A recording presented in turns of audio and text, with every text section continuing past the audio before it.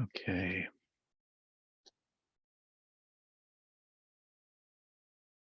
Well, Jasper, just for your uh, edification, streaming isn't working, but we are recording, so it means that I can get it up at a later time.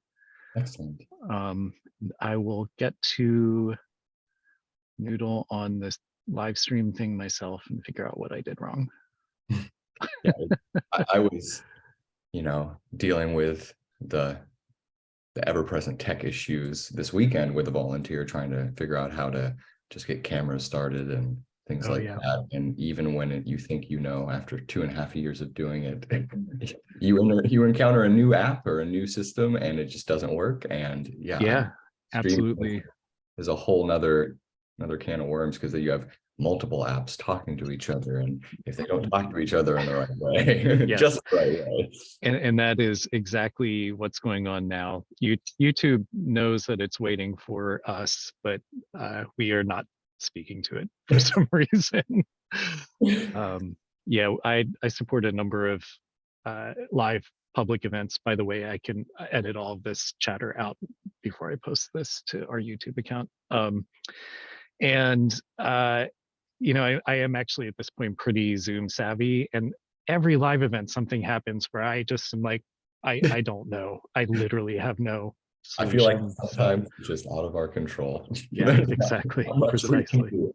And I've had precisely. issues where I try to get in touch with just the support, Zoom support, especially when you have apps talking to each other, like trying to get in touch Mhm. with support at each individual app, and neither of them knows how the other one talks to the other one. And it's kind of like this, oh, well, it's this magic, I feel like, that happens between the two. Yeah, it is the magic And of the interwebs for people just hope sure. it works, and sometimes it does, and sometimes it doesn't. Yeah, and I can definitely see, somebody in support knowing their end of things. They're trained on, the Zoom end or whatever.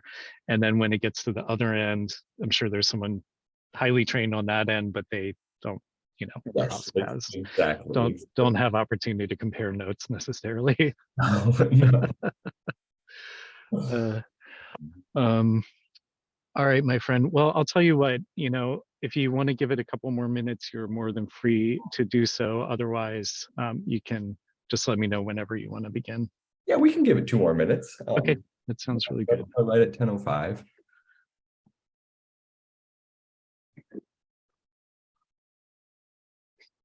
My sister just had a baby, so I just got a baby picture. Congratulations, Uncle. That's great. Yes. Awesome. So I'll spend these 2 minutes looking at that baby Yeah, picture. yeah, that's a great use of time. Awesome. Very, very cool. Yeah, my first nephew, and probably my only nephew that I'll have. Oh, yeah.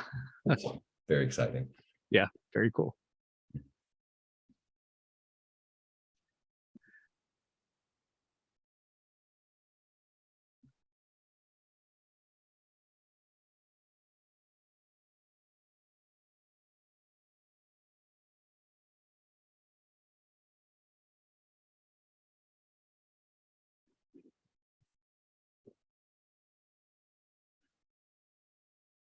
All right, welcome.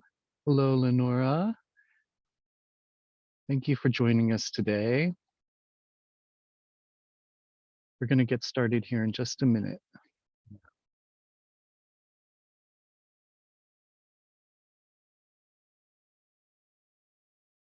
And Lenora, I'm going to post a link into the chat. This is for the workbook associated with this webinar. No need to download it right this second.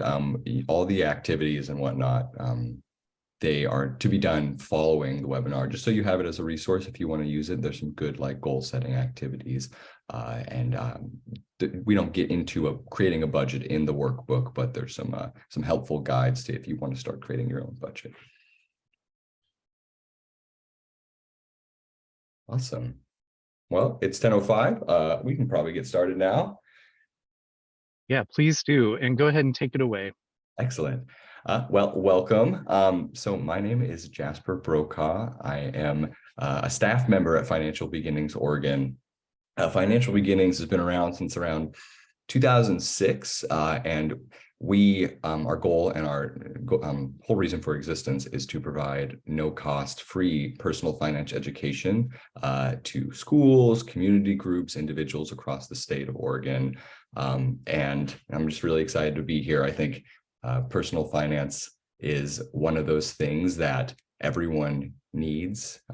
They need to, we all need to kind of understand our own personal finances, understand how to navigate complex and often exclusionary systems in the financial world. And we don't get that information in school or in our day-to-day life. So we're trying to fill the gap and meet that need. Today, we're going to be talking about goals, goal setting, which is integral to then creating budgets and saving plans and spending plans. Or you could say that budgets are integral to goal setting and achieving your financial goals. And then we're going to talk a little bit at the end about different financial services, how to access them, and how to choose the right financial service for you. So that's either a bank or a credit union, which bank or which credit union, and what to look for when you're shopping those services.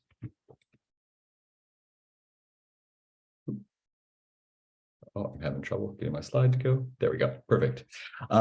So real quick, Lenora, you can answer this question in the chat if you want, or you can just, choose to participate as much as you want to. But so what would we do if we won the lottery? And I think a lot of common responses are, buy a house, buy a car, pay off debt, help out your family members, donate it, travel, maybe start a business. And we kind of have to ask ourselves, like, what are keeping us from doing those things, barring winning the lottery? And I think a lot of the time, we don't have that lump sum of money right away. So we think that those things are unattainable, buying a house, buying a car.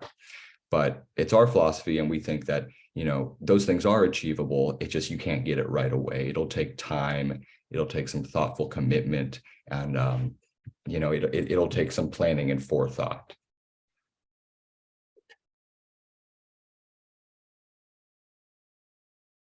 And so when we're talking about, all those things, buying a car, buying a house, traveling, those are all goals that we set for ourselves.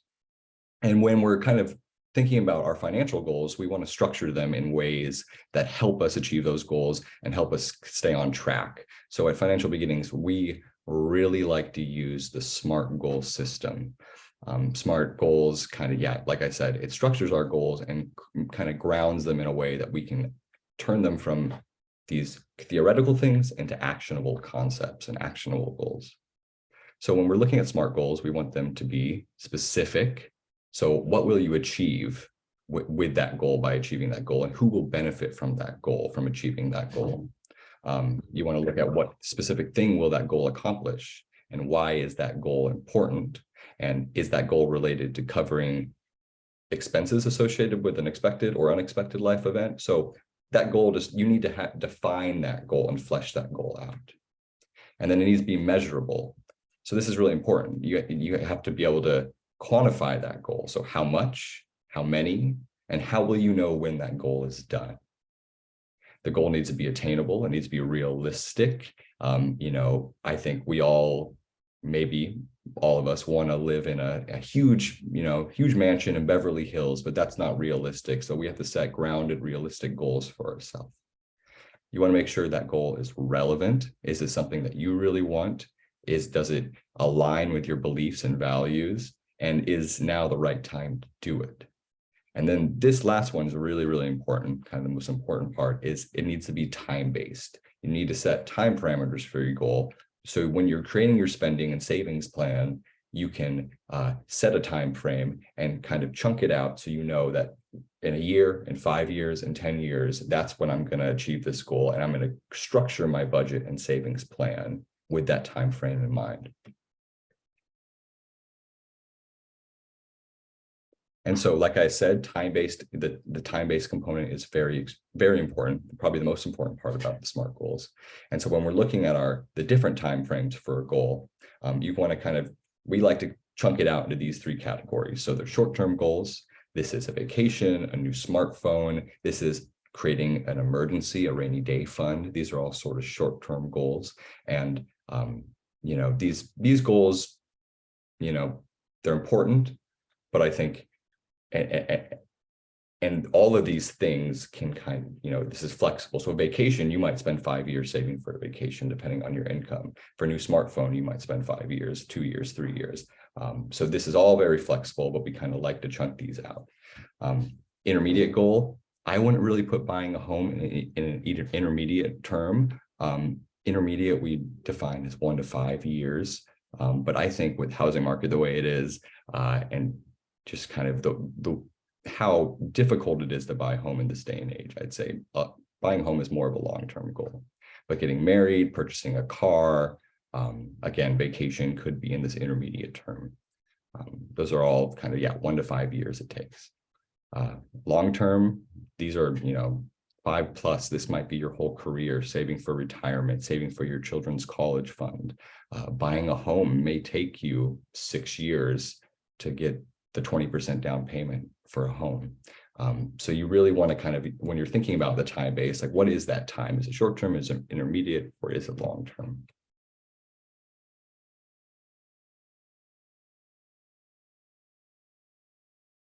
So then, you know, I think, so once you have kind of your goal set and you're thinking about, well, what time frame, or this, you know, is kind of a question you're going to ask yourself when you're thinking about what time frame your goals fits within, is how much will it cost? So for education, an associate's degree, that might cost you $10,000, $15,000. Bachelor's degree, depending on if you're, you know, in-state, out-of-state, might be 25,000, 30,000. So if you're saving up for your children's retirement, or I'm sorry, not children's retirement, children's college fund, you know, you might need to have $30,000 put away, and that might take 20 years, 30 years, 40 years to save. Getting married, weddings can cost anywhere between 1,000 to 10,000 to 15,000. So you know, it's pretty large chunk of change that you have to save. Buying a home, like I said, you know, I think depending on where you live, it'll change. But I know in Portland, where I live, it's $600,000 is kind of around a typical home price, $400,000, and you need 20% down payment. So that's going to be, you know, roughly $40,000 that you need saved for that down payment. And that's going to be a lot of money that you got to put away. And so you got to start thinking about, how am I going to reach that goal through a budget and savings plan? And how long is that going to take me? It might take you 5 years, 10 years. But the point is, you're setting that goal and you're sticking to a budget that's going to help you achieve that goal. Lenora, have you ever created a budget? And again, you don't need to answer if you don't want to. But I think a lot of people, you know, I think we all talk about budgeting and we hear budget, but yeah, that's the main point, is it's hard to stick to a budget. I think we all kind of, a lot of people know what a budget is. We know kind of what goes into a budget, but sticking to a budget is the hardest part to do. And so that's why creating an attainable and a realistic budget and trying to stick to those SMART goals is so important, because that helps like create goals and a budget that's going to align with your values. That's something that you will be consistent with and stick with, and you'll have to maybe stick with for up to 5 years, 10 years. So the basic components of a budget, it's a pretty simple math equation, right? It's your income, so your earned income, what's given to you, what's gifted, minus your expenses, and that's your net income or your net loss. So you're either in the positive, you know, 5 minus 2 equals 3, or you're in the negative, 5 minus 6 equals -1. You know, however you want to chunk out the equation. It's pretty simple. It's not that complicated when you're looking at the bare bones of a budget. It gets complicated when you start adding in all your expenses and all of your income. And if your income or expenses are variable, you might be a tipped worker who can't rely on a consistent income week over week or month over month. Or bills, we know that those change and fluctuate on a monthly basis. I know that energy prices, so gas prices, electricity just increased a bunch. And those are things that are really hard to plan for. So The budget in its core is very simple, but when you start applying it to your life, it can get complex and really hard to track.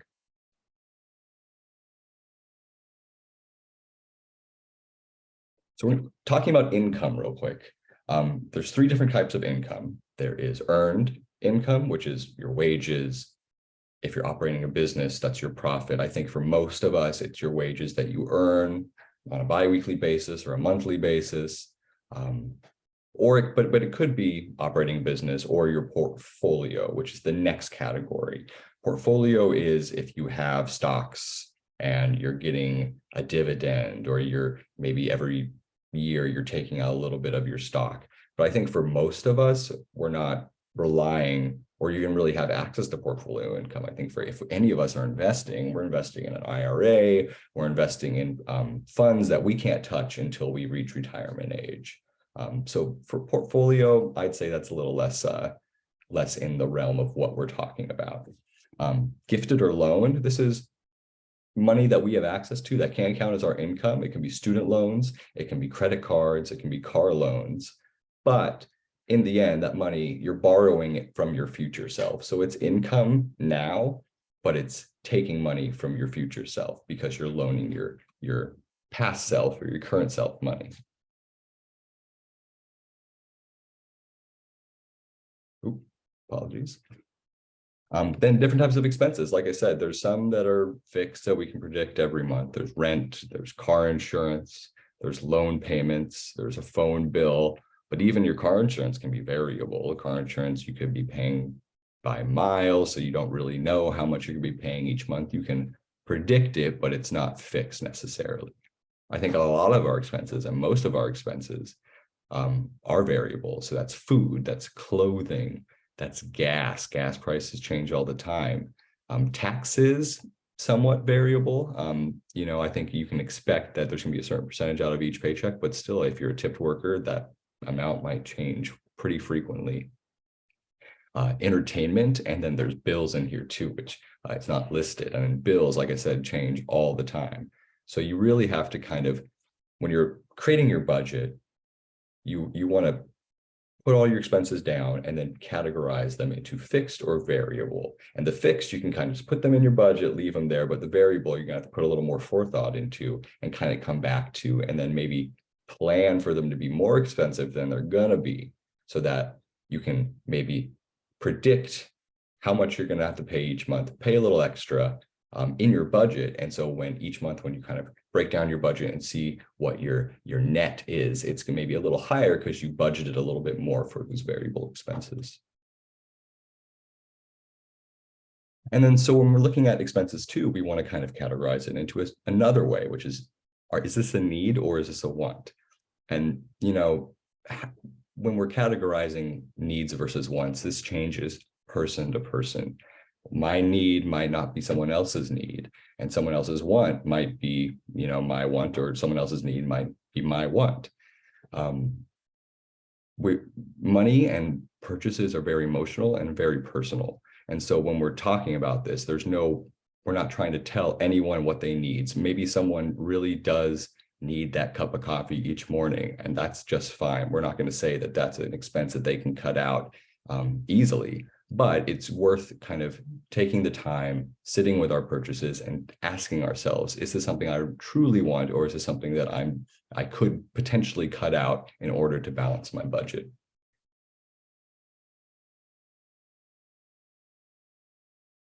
All right, so we kind of talked about this already. We looked at the equation of what a budget is. It's that income minus expenses equals net income or loss. But so when we're kind of starting to create a budget, when we're sitting down to plan one, like I said, choosing a time period. So I think a lot of the time, most of us will create budgets on a month-to-month basis. Bills are paid each month, rent is paid each month. We might get paid once a month, or we might get paid twice a month. But I think a month is probably the time period that most of us use when setting a budget, and probably the easiest to keep track of, since those bills come on a monthly basis for the most part. So you sit down, you choose your time period, let's choose a month, then we want to project our income and expenses.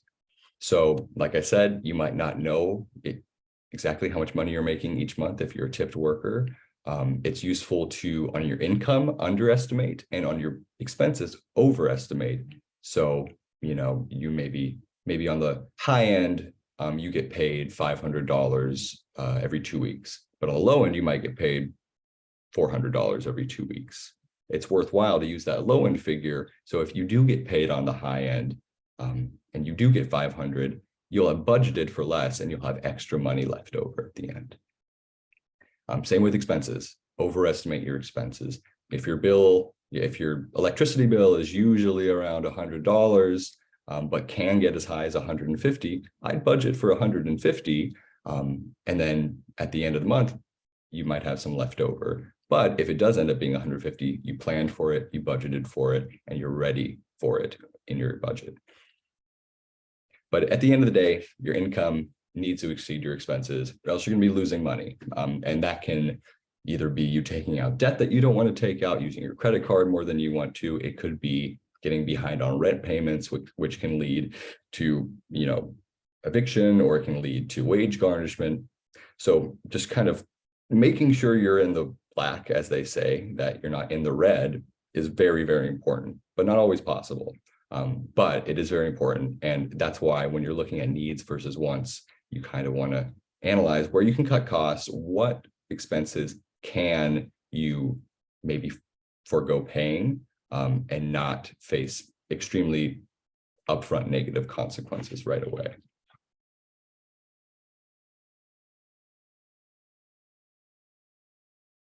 So like I said, where do we cut expenses? Needs versus wants.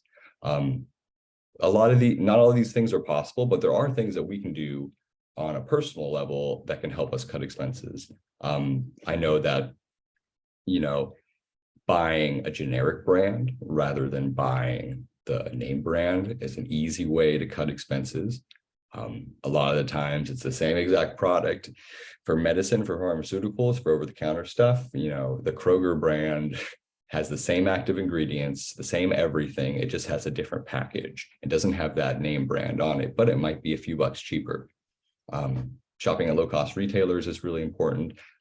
Grocery outlet or things like that have, a lot of the times, the quality of the products and the produce are just the same as maybe the Fred Meyer's, but it's cheaper and it'll save you money at the end.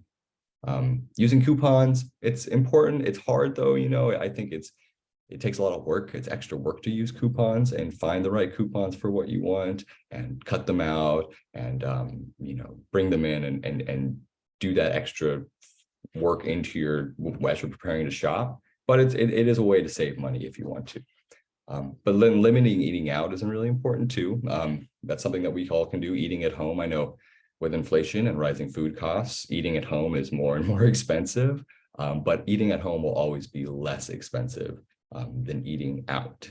Eating out's easier. Eating out maybe is more convenient and maybe tastes better sometimes, but it is eating in and making your own food and meal planning can be really important for saving money.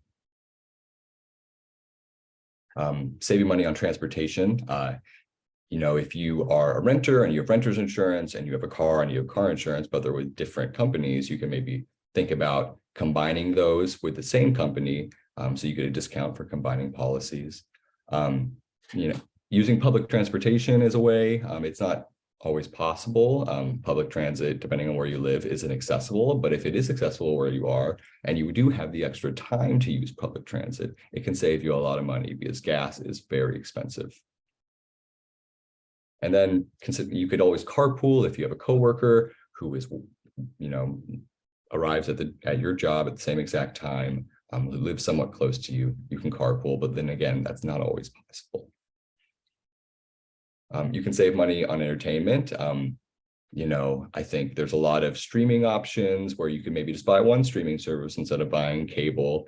You can use things like Groupon, which allow you to because we all need to still entertain ourselves and treat ourselves in some sense. So if we want to do something fun or go on a date night, see if there's any Groupon options that allow you to, save a little bit of money and get those experiences on a discount. And then traveling at off-peak times is huge. I think we saw in this December, traveling was wild. If you want to go on a vacation and you travel by plane, traveling was very, very difficult and very expensive during the holidays. So maybe, you go at a time when not as many people are traveling, maybe at the start of the school year. As people are coming back to school and not going on vacation, you go on your little vacation then. But again, not always possible, because maybe you have a kid in school who needs to go to school too. So these are just suggestions, but not rules to live by, because we all have different life circumstances, and different things will help us cut expenses. Got to think about budget busters. Budget busters are things that don't really seem like a big expense at the time, but add up over time.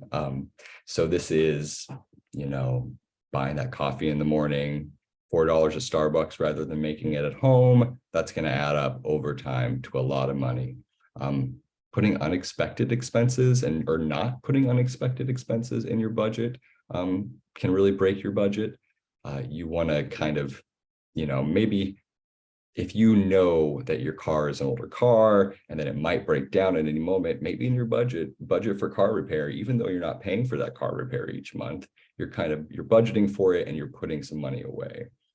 And I think that kind of leads into another idea that the first thing we should all budget for and save for is an emergency fund if something like that happens. If there's unexpected vehicle expense, unexpected healthcare, just anything unexpected. If your computer breaks down and you work through your computer, or you're going to school through your computer and you need a new computer, that's going to be really hard on your budget if you weren't planning for that, or if you didn't have any money put away for that. So a rainy day fund is the first thing we always tell people to save for and to budget for. Not following your budget is the biggest budget buster I think there is. Not tracking your expenses in your budget. That's really tough. And again, that is the hardest part about creating a budget, is sticking to it. And especially if you have long-term goals, sticking to it for a long time. And then again, like I said, not including what if scenarios. So when you're creating your budget, there's lots of ways you can track. There's the old school way of doing the check register or doing a checkbook and balancing the checkbook. I don't think a lot of us use that type of budget tool anymore, but it is still available. Even just the pen and paper is a great budget tool. Just writing things out, keeping track of it. It's harder because you need to update it manually. If you're doing pen and paper, you're doing a checkbook, you have to sit down at the end of each week or the end of each day and keep your receipts, write down what you spent, write down what income you had, and balance it that way. Excel spreadsheets also really good. It kind of is the same idea as pen and paper, just digital. Creating columns with different spending categories, tracking your purchases, tracking your income, and then just doing the math, the simple calculator math of income minus expense equals what you have left over. But in this digital day and age, with lots of fancy apps and all of us have smartphones for the most part, we recommend Mint as a great way to a great tool to budget. We're not paid by Mint at all. I'll just put that out there, but we think it's a really good free tool for people to use that connects to your bank account or your credit union account. So it tracks your purchases for you. You can create spending categories in there, and it does all of that behind the scene maintenance work for you. So really all you have to do is check it and see what your spending categories are at, or your spending limits are at for certain categories, and just try to follow that. And it'll give you notifications if you go over in one category, or if you have, if you're making a lot of purchases in one category and you're not budgeted for it, it'll not shame you, but it'll tell you, hey, you're spending too much in this category right now. Oh, hi, Olga. Mint is free, Lenora. Oh, I'm going to send. So here is, for the new attendees, here is the workbook that we have. It's downloadable via that Google Drive link. There's some activities that you can do following the workshop. And it's meant to be done after the workshop. Just some good activities that help you set goals and help you start to create the first steps of a budget, but not actually create a full budget within the workbook. will Mint sell your spending data? That is a possibility. A lot of these free apps, that's how they make money, is they sell your data. So if you're not comfortable with your spending data being out there and being used by third parties, I would maybe not use Mint. I can't answer that question definitively though. And Excel spreadsheets, what do I think about them? I think they're a great tool if you're pretty savvy with Excel, and you don't even need to be that savvy with Excel to get a lot of use out of an Excel spreadsheet budget. You can kind of program it. So when you you input in one cell, you input an expense, it'll kind of do all the math behind the scenes and then tell you in this cell down here what your current leftover income is for that month. And we actually have a really good budget Excel spreadsheet that if anyone wants it, I'll put my email in the chat after this and I can send you that Excel spreadsheet that's already created for a budget. It's got actually a bit more than I think most people need when they're thinking about creating their budget, but I can definitely send that to y'all and you can use, I'll just send you an email with a little more information on how to use the budget spreadsheet.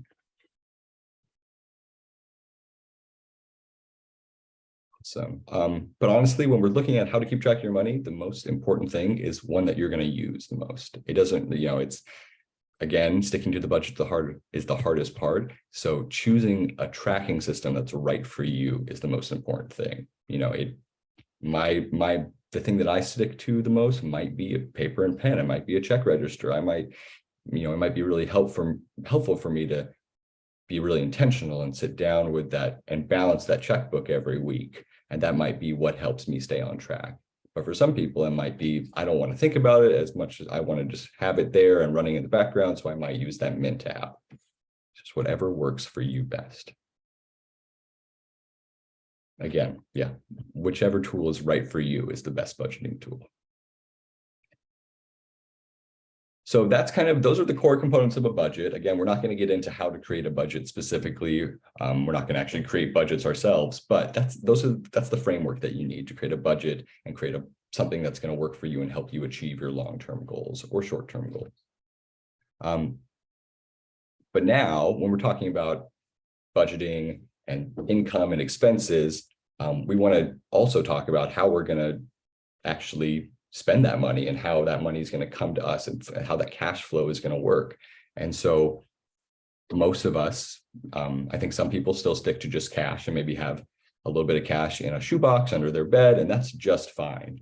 But in this digital day and age, with everything being plastic and everyone having debit cards and credit cards, choosing a financial institution is really important to keep your money safe.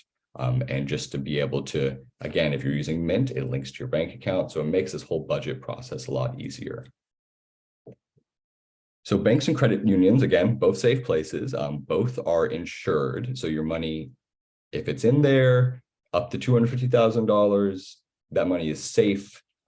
So it can't be stored. If the bank is robbed, that money is not going away. If the bank shuts down and goes bankrupt, your money is federally insured. So you're not going to lose that money. Banks are privately owned or publicly traded for a profit. So their goal is to make money. That said, there's not much difference in a lot of ways between a credit union and a bank, but a credit union is not for profit. They're not making money off of your money. There's no membership required for a bank, but with a credit union, you need to be a member. A lot of the times that's just opening up an account, same as a bank. You don't have to pay a membership fee to be part of most credit unions. Banks pay federal income tax and credit unions do not pay federal income tax. There's also this new term that's coming out called a neobank. Neobanks are digital-only banks that operate exclusively online, mostly via a mobile app, but they don't have physical locations you can visit. So you might choose a bank, you might choose a credit union, or you might choose a neobank.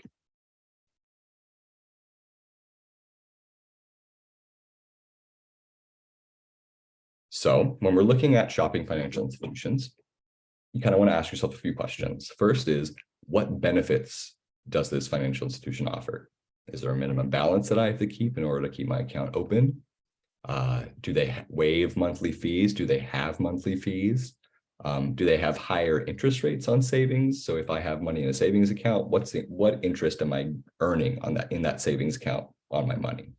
And do they have lower interest rates on loans? That's a big part, because most of the time, when we're going to take out a car loan or a home loan, we're going to shop with our financial institution where we have a bank account already. And then we want to ask ourselves, what are the fees and policies?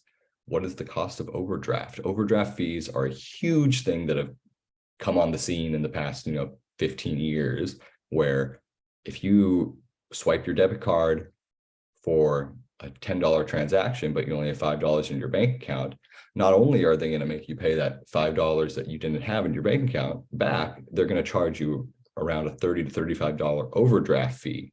So that $5 that you didn't have, it turns into $35, $40.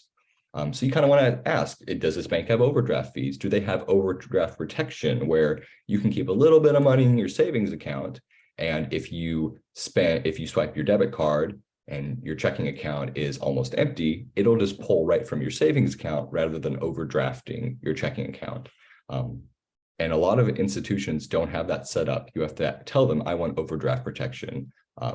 And you put that money away in your savings account and you'll be protected, and you won't have to pay that overdraft fee if you do overdraft. But that does require you having money in your savings account that'll kind of back that overdraft, that'll make up for the money that you didn't have in your checking account. You want to ask, is there a monthly fee? Some institutions have, maintenance fees, account maintenance fees. We recommend trying to avoid fees at all costs when you're shopping your financial institutions. So if they do have a monthly fee, I maybe look at a different financial institution where you don't have to pay to bank with them. And then, are there fees associated with minimum balances? Again, minimum balances, maybe a bank has a minimum balance requirement, but then has a lot of advantageous services that they provide. But for the most part, again, we say, look for places with no minimum balance fees and no minimum balances and no monthly fees. And then the third, this is really important, is what kind of type of accessibility does it offer? If you're a person who likes to go into your bank, cash your check at the bank, put it right in physically, you're going to want to have a place that is close to you, that has maybe a lot of locations that are accessible. Is there convenient ATM locations where you can maybe draw your money out easily and not pay ATM fees? But then if you're someone who doesn't really care about physical locations, you might ask, is there online banking? Can I deposit a check through my phone? So those are sort of how accessible is that financial institution to me on a day-to-day basis? And then another, just kind of the last category, is what is important to you when it comes to what services that financial institution offers. Are there discounts for students or for young adults? So if you have a child who's going to be opening up a bank account pretty soon, is there kind of deals that they can get? Are there options for them to open up a checking or a savings account? Again, locations, hours of operations, online or mobile, and fees. So kind of like what's important to me when I'm choosing a bank or a credit union, and then assessing those first three and saying, what type of fees, where is it accessible, does it have mobile banking, and then what benefits do I get as a member when it comes to interest rates on savings or on loans.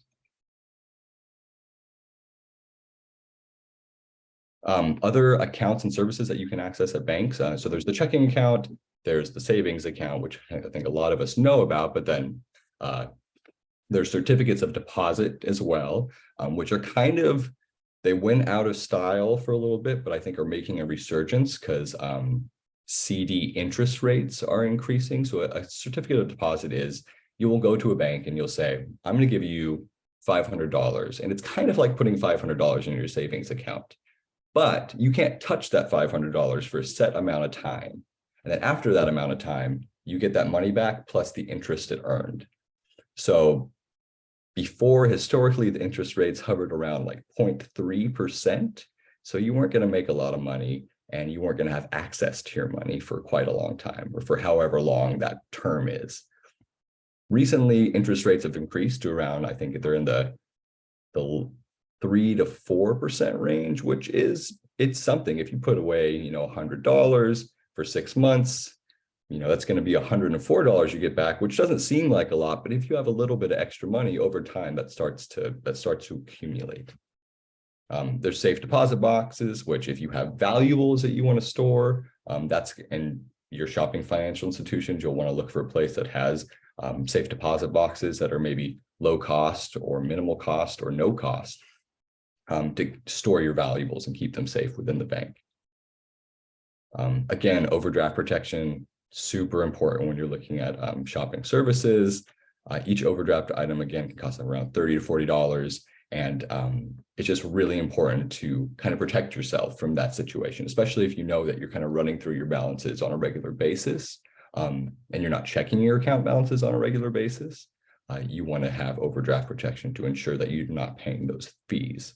But then that's also another part that is, so if you're just going through your balance on a regular basis and you're kind of getting down to zero pretty frequently, maybe having online banking is also really important so that you can just check your balance regularly on your phone, maybe each day, or whenever you're about to make a purchase. And so if a bank doesn't have online banking, you have to actually go into that bank to know how much money you have.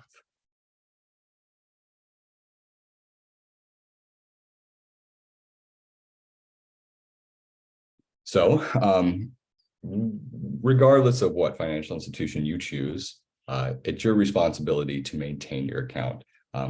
So that's checking for errors, that's checking for unauthorized charges. So if you want to kind of check it on a frequent basis to know that, hey, maybe someone stole your credit card or your debit card information and is making purchases, and you might not, if you're not checking regularly, you might not know until you swiped your card and it gets declined. So kind of checking that and making sure that you are on top of that so you can communicate to the bank if if you've been a victim of identity theft and someone is making unauthorized charges.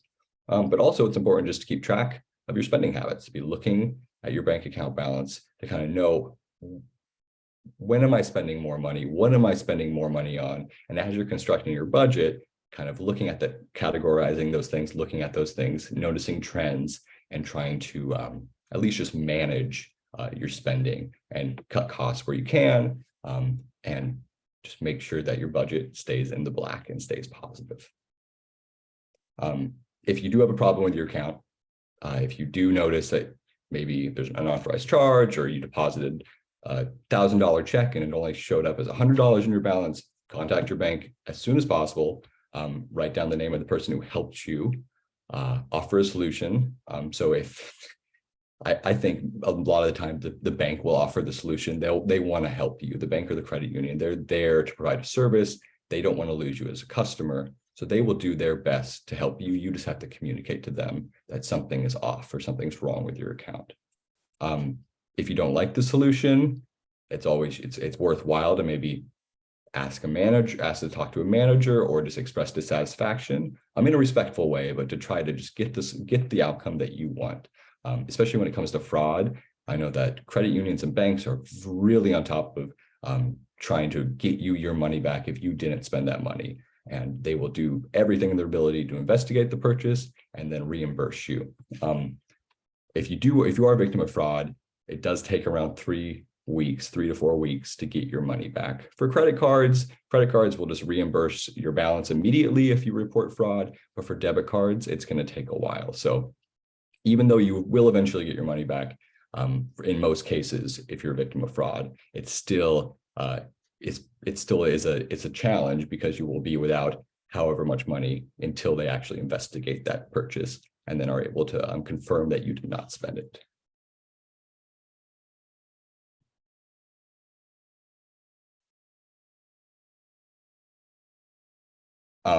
Another really important part when we're checking our account balance is, hold on, drink a sip of water, is can you believe your account balance?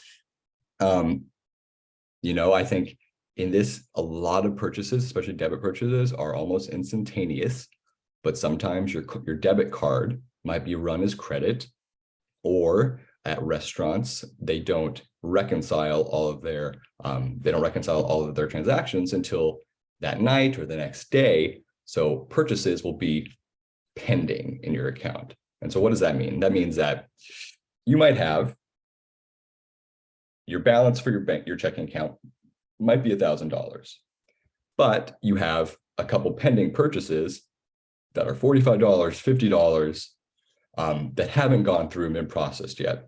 So how that'll show is you'll have an available balance. So you'll have your balance, but then you'll have your available balance, which will be your total balance minus any pending charges, which amounts to what you have actually in your bank account.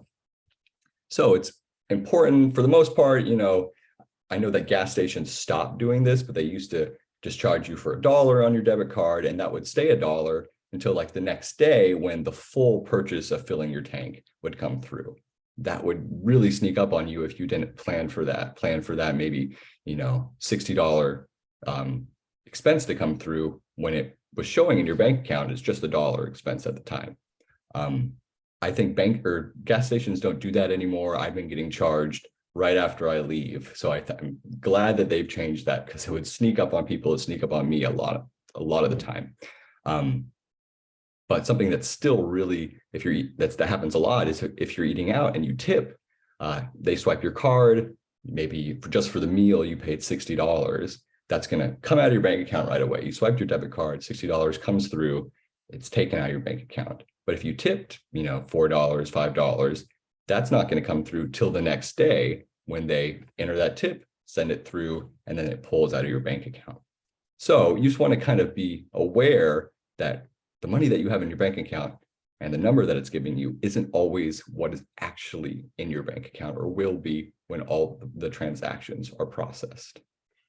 Same with the deposits. You might submit a check into your bank account. A lot of the time, some banks they'll kind of front you the money until they process the check. So if you submit your paycheck, they'll give you that money right away, even though they haven't verified and processed the check.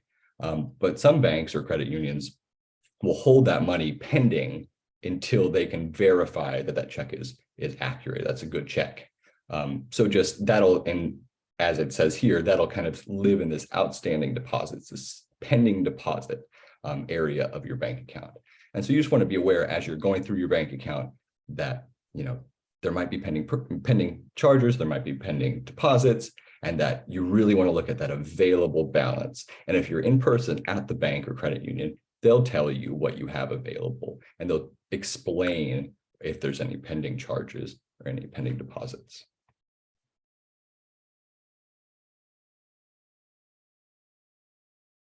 So again, can't stress this enough. Saving on fees and avoiding fees is so important. In an ideal world, managing your money at a financial institution should be free. You should never pay maintenance fees. You should never pay minimum balance fees. Don't want to pay overdraft fees. So ways you can do that is, and if you need to pull out cash, not paying ATM fees, which can really add up. So I know that credit unions in Oregon, there's a network of credit unions where if you are a customer at one credit union, you can use ATMs at any of the credit unions that are in the network and not have to pay ATM fees. Setting up direct deposit, a lot of the times a bank or financial institution will require you to set up direct deposit to avoid fees. If that's the bank or credit union you're going with, definitely set up direct deposit so you don't have to pay that maintenance fee. And honestly, if you get an overdraft and you go in and say, hey, I wasn't keeping track of it, I'm really sorry, can you reverse this fee? A lot of the times they will. They want to keep you as a customer and they want to make you happy. They're not going to do it indefinitely. What they'll probably say is, yeah, we'll reverse this fee. Maybe it's a good time to set up overdraft protection and put a little bit of money in your savings account so this doesn't happen again. But just asking and talking to them and seeing what they can do to help you is always worth it, because you'll find that a lot of the time, the folks at the bank will reverse fees or just try to do whatever they can in their power to keep you as a customer and to save you money in the end.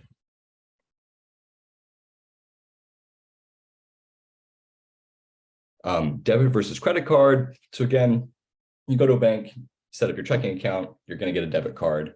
Credit cards, a lot of banks have credit cards that you can use, or you might shop your credit card through another provider, not through your bank. But we can just go through the difference real quick. So available, debit cards available for all checking accounts as young as 13. Again, this is your actual money. So that's why when you swipe your debit card, it comes almost every time instantaneously out of your checking account. Since it's your actual money, you're not paying any interest on it.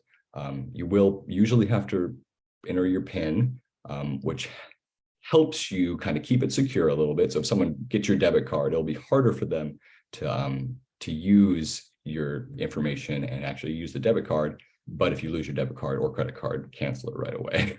And then if there's fraudulent activity, though, like I talked about earlier, it usually takes around 3 weeks to get reimbursed. But your debit does not build your credit history at all, because you're not taking out any short-term loans and paying them back as you do with a credit card. Credit, you must be 21 or 18 with a cosigner. Again, this is borrowing from your future. So every time you swipe your credit card, you're taking out a mini loan from that credit provider that you will have to pay back in a month, or you will start paying interest on it. You'll start paying interest on any unpaid balances, and usually credit cards go on a month-to-month basis. That's their billing cycle. Easier to dispute fraudulent charges. Like I said, if you have a fraudulent charge on your credit card and you report it, they will reimburse your account balance right away as they do the investigation. It builds your credit history using your credit card. So that's why we recommend everyone who wants to build credit and should build credit starts as early as possible with a credit card. But when you get a credit card, treat it as if it's your own money that you're spending. Treat it like a debit card. Pay it back each month so you're not paying interest, and keep track of how much you're spending on your credit card so you always have enough money in your checking account to pay it back. So you always have enough real money to pay it back. And then there's card rewards, which are really nice. I think there's a lot of credit cards that offer promotional periods where if you spend a certain amount of money in a 3-month period, when you first open the account, they'll give you $200 to your account balance or to your credit to your checking account. There's a lot of deals where I have one right now where if I spend at grocery stores, I get 5% back at grocery stores, which is huge when you're talking about trying to save money and balance your budget. Is if I can get 5% back at all my grocery store purchases, that's going to save me a lot of money in a year-to-year period.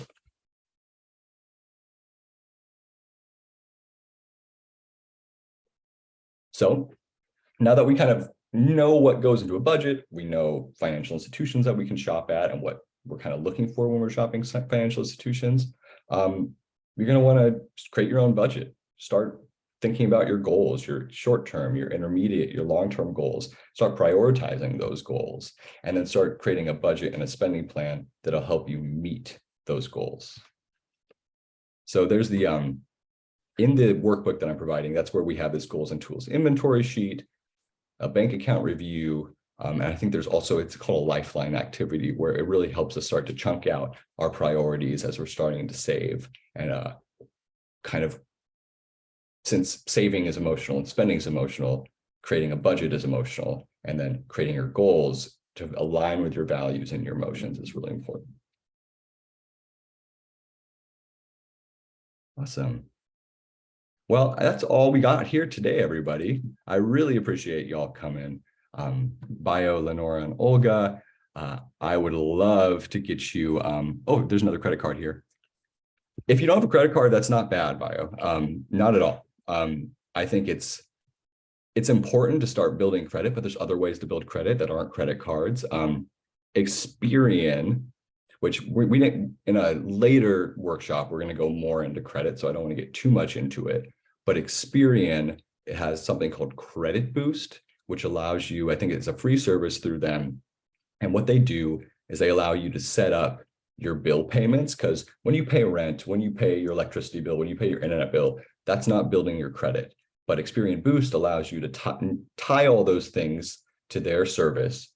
And so when you pay through Credit Boost, you pay your bills and whatnot through Credit Boost, it increases your credit when it otherwise wouldn't. So that's a way to build your credit without getting a credit card, because I think a lot of people, credit cards are sometimes tough to navigate. It's easy to let your credit balance get out of hand and start paying interest on it. So if you kind of want to avoid that, using Credit Boost is a really good tool.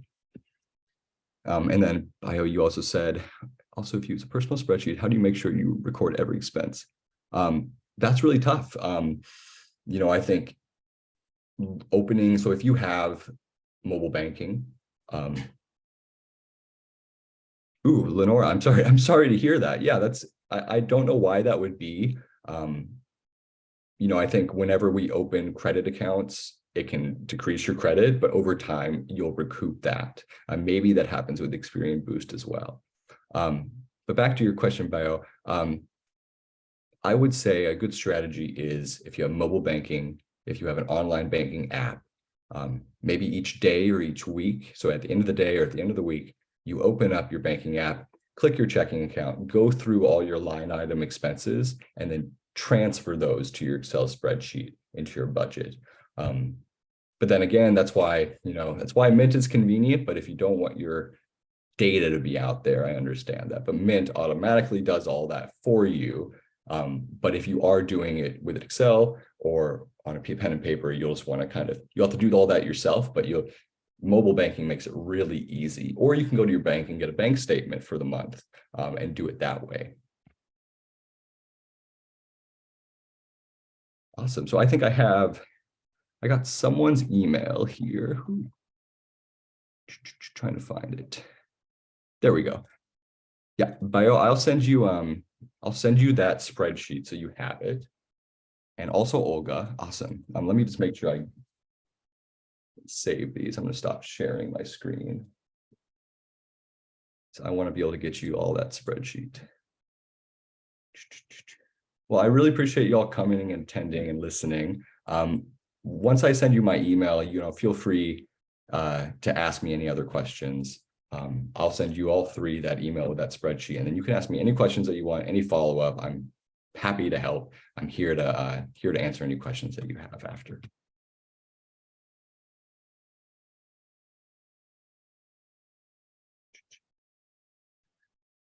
Jasper, thank you so much. While you're doing that, I just want to pop on. Thank folks for joining while you're still here. Wanted to ask you to take our survey.